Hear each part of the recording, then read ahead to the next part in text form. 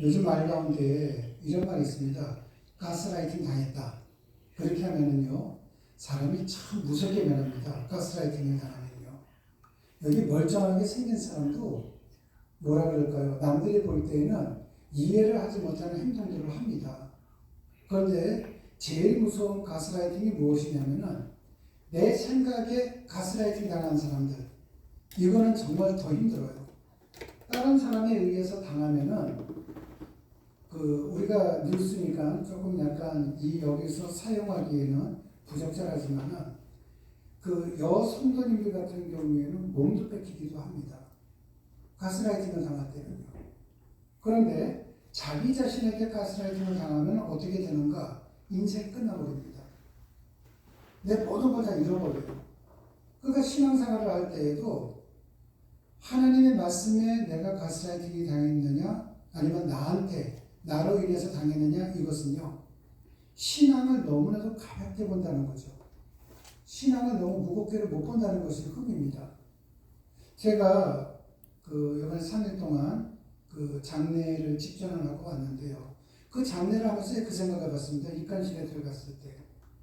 저분이 지금 여목사님이셨는데요. 우리가 볼 때는 지금 얼굴만 보고 다들 했지만은 저 옷을 입히기까지 생전 처음 한 번도 보지 못한 사람, 살아있을 때는 한 번도 보지 못한 사람한테 내 모든 것을 다 보여줘도 부끄러움이란 것이 없구나. 왜? 죽었으니까요. 근데 그 시간이요, 누구에게나 온단 말이죠. 근데 오는데도 불구하고 우리는 그것에 대한 준비들을 소홀히 한다는 겁니다. 내가 죽음 이유를 소홀히 하고 살아있는 것이 전부인 것처럼 살아가는 이유가 뭐냐면은 자기에게 가스라이팅 당한 사람들입니다. 특징이요. 오늘 말씀은 바울의 기도하는 겁니다. 이방인과 유대인이지만 그리스도 안에서 하나가 된 모든 에베소 교회 주님의 성도들을 위해서 간절한 기도를 하는 내용입니다. 14절 15절을 보면은 아버지 되시는 하나님께서 모든 족속에게 이름을 주셨다는 겁니다. 모든 족속, 모든 인간, 무엇을 뜻할까요? 하나님께서 지으셨다는 겁니다. 인간의 존재 출처가 우연이나 자연 발생적으로 생겨난 것이 아니라 아버지께서 지으셨다. 이걸 지금 일깨워주는 거예요. 그리고 이제 이 하나님이 우리 모두의 아버지이시며 그러게 우리는 주 안에서 영적 가족이라는 것입니다. 우리는 더 이상 남이 아니라 하나님의 가족이며 천국의 시민이라는 겁니다. 여러분, 비정교회 성도님들은요, 모두 다가 영적인 가족이에요. 하나님 안에서 가족입니다. 우리 모두는 천국의 시민이라는 것입니다. 이것이 그리스도인의 연대이며 주님 안에서 연대해야 할 이유가 되는 것이죠. 그러므로 우리는 서로가 이끌어주기도 해야 되고 이렇게 세워주기도 해야 되고 누군가가 손을 내밀 때 그 손을 잡기도 해야 되는 것입니다. 너는 너, 나는 나. 그 사람은 그 사람이고 그 사람 방식이 있고 이런 식으로 생각한다면 하나님 보시기에 쟤는 가족이라고 생각을 안 하네 이렇게 생각하는 거예요. 근데 신앙생활 할 때 보면은 왜 그런 생각을 하냐면은 그냥 서로가 부딪히지 않으려고 그냥 편하게 하려고 어떻게 해요? 내 자신에게 가스라이팅을 당한 겁니다. 신앙은요, 서로가 이끌어주는 거예요. 잘했을 때는 칭찬에 박수를 쳐주는 것이고 잘못했을 때는 그렇게 하면 안 돼 하고 조언도 해주고 하셔야만 되는 겁니다. 그리고 기도는 겸손과 간절함으로 하시는 겁니다. 겸손과 간절하게 한다는 건 뭐냐면은 이건 내 능력으로 안 되는 겁니다. 이걸 인정하라는 거예요. 여러분, 돈 문제든 건강 문제든 어떤 문제든지 간에 내 능력으로는 아무것도 할 수 없다. 이 마음을 갖는 것이 겸손함과 간절함으로 하는 겁니다. 결국 나는 할 수 없다는 것을 인정을 하고 하나님께 청하고 구하는 것이 기도라는 것입니다. 그런데 우리가 기도를 할 때 하나님 이 문제 좀 해결해 주세요. 내 능력으로 안 됐단 말이죠. 그런데 자기 자신에게 가스라이팅을 당한 사람들은 어떻게 하냐면 하나님 이 문제 좀 해결해 주세요. 기도하면서도 이 문제가 해결될 거라고 생각을 안 하는 거예요. 그냥 기계적으로 하는 거죠. 습관적으로 하는 거죠. 내가 이 문제를 놓고 기도를 했습니다. 근데 시간이 지나가도 이 문제가 해결이 안 됐어요. 내 기준으로. 하나님 기준이 아니라 내 기준으로 이것이 안 됐어요. 그때는 하나님 보시기에 아직까지는 나한테 필요가 없는 거예요. 내가 지금 굉장히 힘들고 답답하고 앞이 캄캄하다고 놓여도 그건 내 기준이에요. 여러분, 아무리 코로나19가 있고 6.25 전쟁이 있고 어떤 일이 있다 할지라도 이 세상 사람들 모두 다가 불행한 건 아닙니다. 근데 그 불행의 기준을 이 세상적인 가치관을 두고선 살아간다면 하나님은 나한테 응답 안 하시는 분이죠. 사람들은 거기에 가스라이팅을 당하는 겁니다. 누구도 아니고 자기 자신에게요. 그렇기 때문에 우리가 항상 기도할 때는 어떻게 해야 하는가? 하나님, 내 능력으로 안 됩니다. 안 돼서 하나님 앞에 의탁을 했습니다. 그러면은 하나님께서 나에게 응답을 주실 때에는 내 시간이 아니라 하나님 시간대 오는 거예요. 우리가 시간이 카이로스와 크로노스 두 가지가 있다고 하지 않았습니까? 우리가 사는 세상의 시간이 있고 하나님의 시간이 있습니다.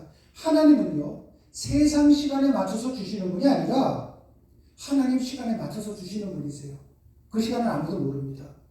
문제는 반드시 온다는 거예요. 도중에 포기하지 말라는 거죠. 오늘 16절을 보면은 에베소 성도들의 내면이 성령님의 능력으로 강건하게 하자고 지금 사도 바울은 기도하는 거예요.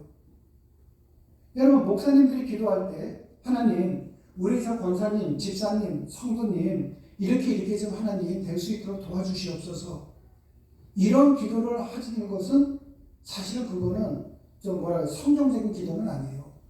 목사님들은 대부분 무슨 기도하냐면요, 하나님, 우리 성도님이 지금 이렇게 힘든데 이 부분이 빨리 해결돼서 우리 성도님이 힘든 것이 하나님을 찬양하는 기쁨이 되기를 원합니다. 그런데 그것이 언제 올는지 우리는 모릅니다.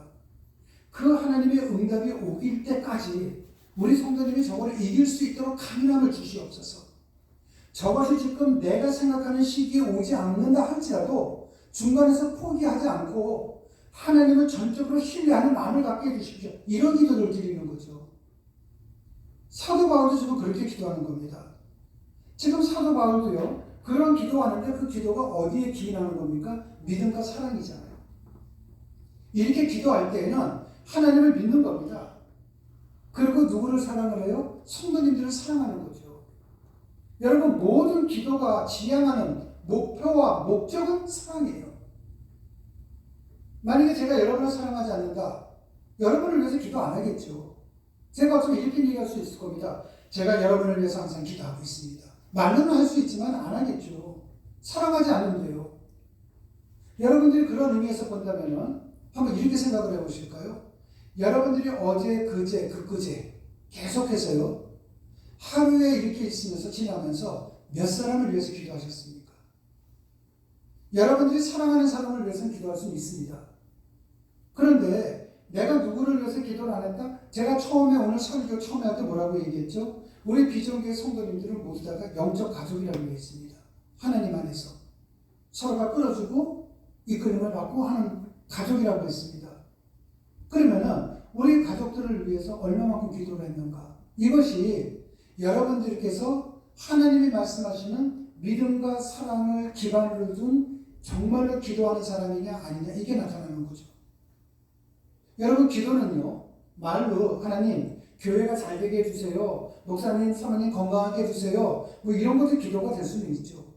그런데 그 기도 속에 믿음과 사랑이 기반이 되어 있느냐, 아니면은 모든 게 잘 되게 해주세요 했을 때는 세속적 가치적인 기준으로 했느냐, 이게 차이가 나는 거예요. 이것이 뭐냐면요, 기도는 성숙해야 된다는 겁니다. 우리의 기도는 불교라든지 다른 종교에서 이야기하는 주문이 되어서는 안 돼요. 우리의 기도는 기독교의 기도가 되어야만 됩니다. 오늘 이 에베소서 3장 14절에서 21절 말씀은요, 지금 그 말씀을 하는 거예요. 그때 하나님께서 우리의 기도에 응답을 주신다는 거죠. 여러분, 내가 맨날 기도해도 왜 내 인생이 이럴까? 기도를 잘못하신 거예요. 왜 내 인생에는 변화가 없을까? 기도를 잘못한 거예요. 성경 어디를 봐도 하나님 앞에 이것 주세요, 저것 주세요 하는 기도는 없어요. 사울이 그거라고 하지 않았습니까? 사울이라는 이름은 샤우오니에서 나온 말인데 요구한다, 요청한다는 말이에요. 하나님, 내가 몸이 아프니까 고쳐주세요. 내가 지금 돈이 없으니까 돈 좀 주세요. 우리 아이가 지금 취업하려고 하니까 좋은데 취직시켜 주세요. 이것이 샤울이라는 뜻이에요. 그런데 이 사울이 누구의 이름으로 바꿨습니까? 바울로 바꿨잖아요. 바울이 뭡니까? 파울로스, 파워, 멈췄다는 거예요. 예전에도 바울이 사울이었을 때도 하나님 앞에 기도했는데 이것 주세요, 저것 주세요 이런 기도를 했는데 그걸 멈춘 거예요. 멈췄을 때에 하나님께서 역사하셨잖아요. 예수님을 보았잖아요. 예수님의 명령대로 살았다 보니까 예수님께서 모든 걸 다 해주다 보니까 바울이 뭐라고 얘기합니까? 내가 옛날에는 풍부하게 살았습니다. 내가 지금은 좀 약간 궁핍하게 삽니다. 내가 건강할 때도 있었습니다. 내가 약할 때도 있었습니다. 그러나 나는 어떤 상황이든지 나는 그것을 이길 수 있는 힘을 가졌습니다. 그때서부터 행복이에요. 많은 걸 갖는 것이 행복이 아니라 내가 많지 않은 걸 가졌다 할지라도 우리의 삶 속에 만족하면 행복이거든요. 여러분, 이것이 복이죠. 그래서 성경이 얘기할 때 제일 좋은 복이 무엇이냐? 사람답게 사는 복이에요. 우리가 사람이다 보니까 사람답게 사는 복은 내가 어떠한 것을 많이 가졌느냐 아니냐, 양적인 문제가 아니라 질적인 문제라는 거죠. 저는 우리 기독교 성도님들이 질적인 걸 추구하기 위해서 오늘 이 시간 이후서부터는 내가 할 수 있는 것은 아무것도 없습니다. 그래서 나는 하나님이 필요로 합니다. 겸손과 그리고 간절함과 믿음과 사랑 속에서 신앙생활 하시고 기도함으로 인해서 정말 여러분의 삶이 질적으로 행복해지시기를 주님의 이름으로 축원합니다. 기도하시겠습니다.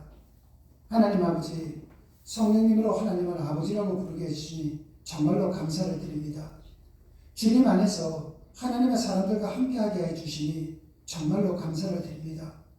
하나님의 우리의 기도에 반드시 응답하시는 하나님이심을 우리 모두 날마다 경험할 수 있도록 우리 모두 다가 겸손과 간절함과 믿음과 사랑으로 기도하는 자들이 될 수 있도록 은혜를 베풀어 주시옵소서.